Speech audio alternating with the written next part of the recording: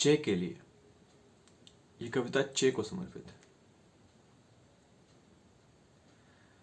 पत्थर से मटका, मटके से तांबा, तांबे से लोहा, लोहे से राइफल, राइफल से तुम।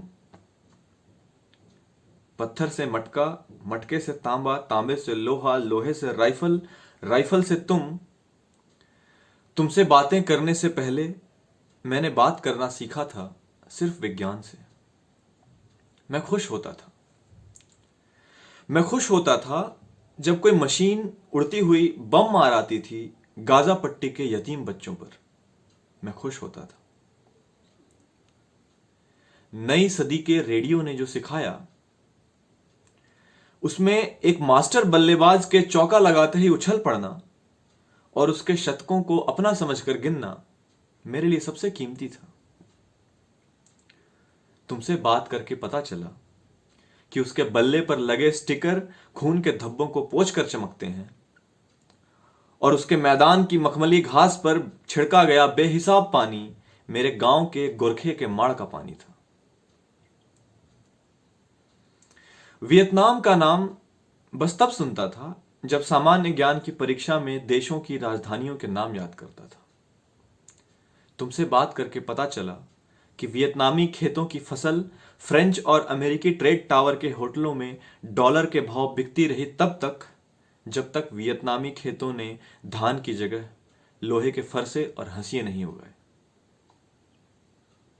तुमसे बात करना साम्राज्यवाद और नव साम्राज्यवाद को मुंह चिढ़ाकर दूर निकल जाना सिखाता है।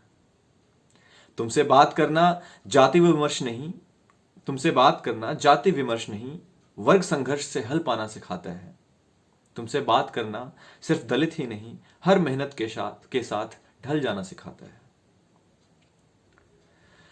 क्रांतिकारी का सबसे पहला कर्तव्य है खुद को शिक्षित करना। तुमसे बात करना खुद को तुम्हारी इस सीख में फांसना है।